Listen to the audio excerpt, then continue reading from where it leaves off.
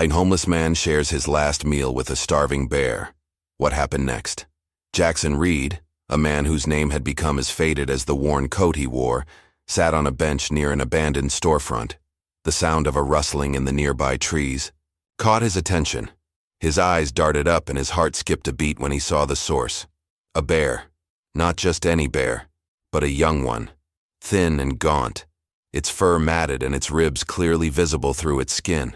The animal staggered out of the forest, its eyes sunken and its steps unsteady. It was starving. Jackson could see it in the way it moved, slow and sluggish, desperate for food. For a moment he froze. The bear was mere yards away, its nostrils flaring as it caught the scent of Jackson's meal.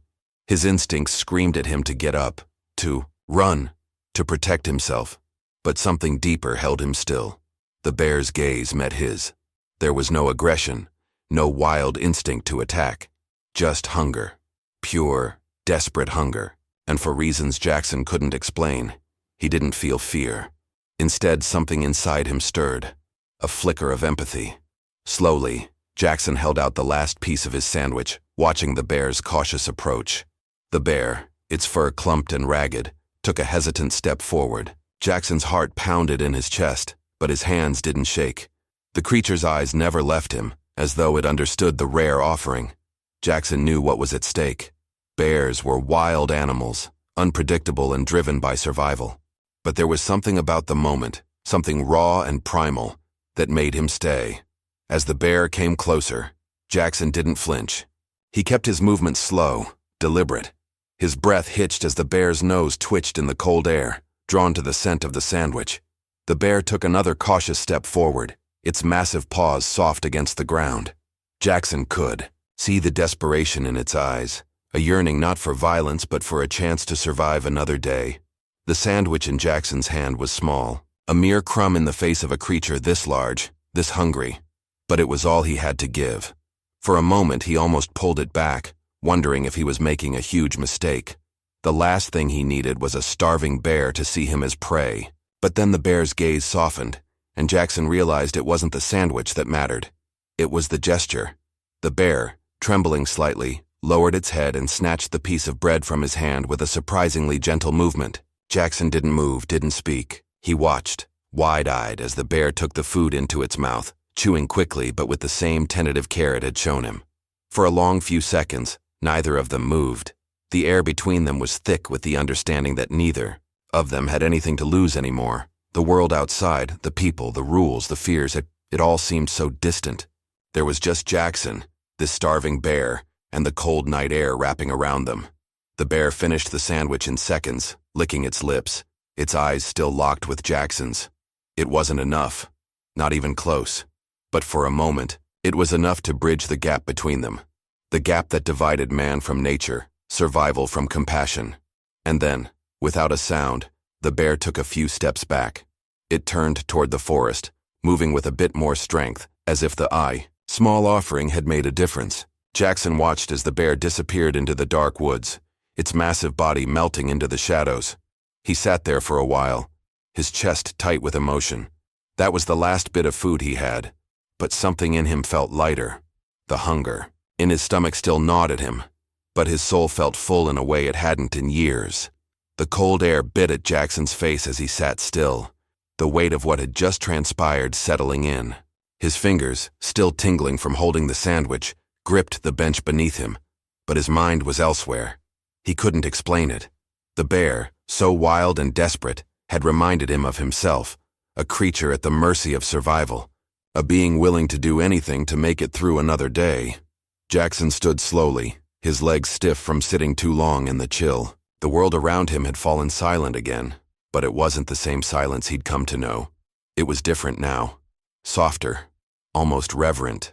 He couldn't shake the feeling that something significant had just happened.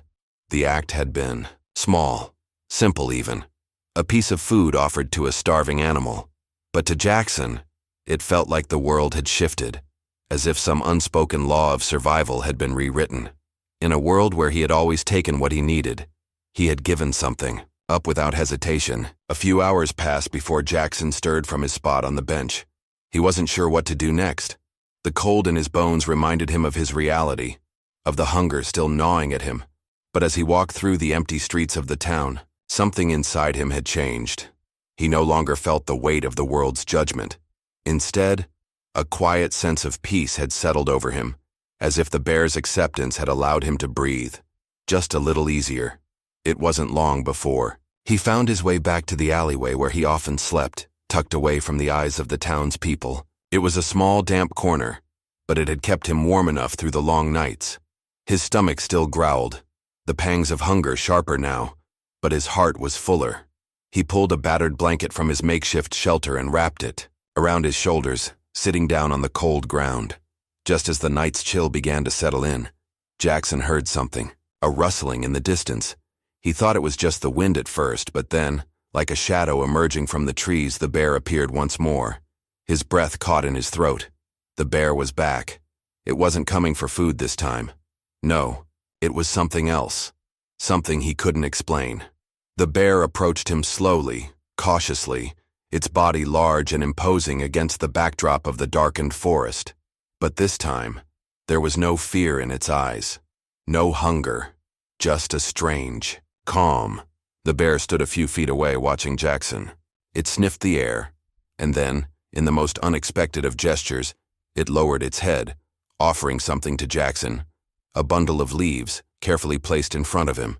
Jackson stared at the offering, his heart hammering in his chest. The bear had returned not for food, but to give him something. It was a gift of sorts, from one creature to another. Something passed between them in that moment. Something beyond survival, beyond hunger. It was respect. It was connection. Tears welled up in Jackson's eyes as he reached down and gently took the bundle, the weight of the bear's gesture settling deep in his chest. He had given the bear his last meal, but in return, the bear had given him something more, something intangible, something that would stay with him forever. The weight of the bundle in Jackson's hands felt like more than just leaves. It was a symbol, something that reached deep into the heart of who he was. The bear had come back, not for food, not out of necessity, but to give, to show that despite the cruelty of the world, there were still acts of kindness, still moments when survival wasn't just about taking, but about sharing. Jackson felt a lump form in his throat. He had been so focused on surviving, on holding on to every scrap of food, every bit of warmth, that he had forgotten something crucial, what it meant to give, even when there was little to offer. He stared at the bundle for a long while, his mind racing, his hands trembling.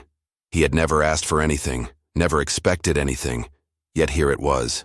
A bear, an animal driven by instinct and hunger, had given him something in return for his small act of kindness. It was a reminder that survival didn't always have to be a lonely fight. Sometimes it was about connection. The next morning, Jackson awoke to the soft light of dawn spilling across the alleyway. The bundle of leaves lay beside him, and his stomach, still empty, no longer felt like the gnawing hunger it had before. It was quiet, peaceful even. For the first time in a long while, he felt something different. Hope. With the leaves still in hand, Jackson made his way to the edge of the town. The air was crisp, the ground still covered with frost from the night before. The streets were empty, save for a few early risers, but Jackson felt a new sense of purpose as he walked. He didn't know where he was going, but he knew that it didn't matter.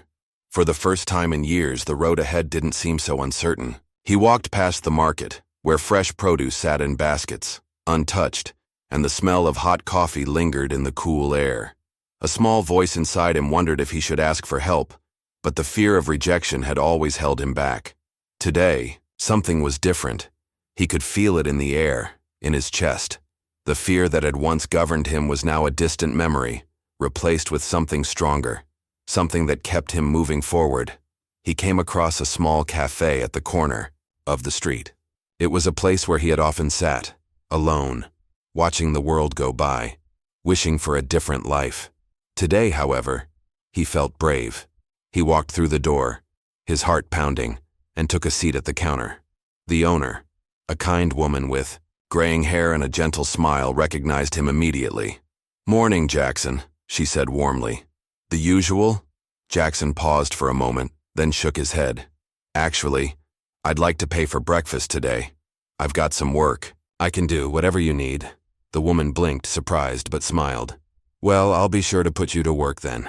For the first time, Jackson didn't feel like the world was closing in on him. He wasn't a burden. He wasn't invisible. He was part of something bigger, something that stretched beyond the confines of survival. The connection with the bear, the kindness he had shared had opened something in him, a door he hadn't known was there. He wasn't just surviving anymore. He was living.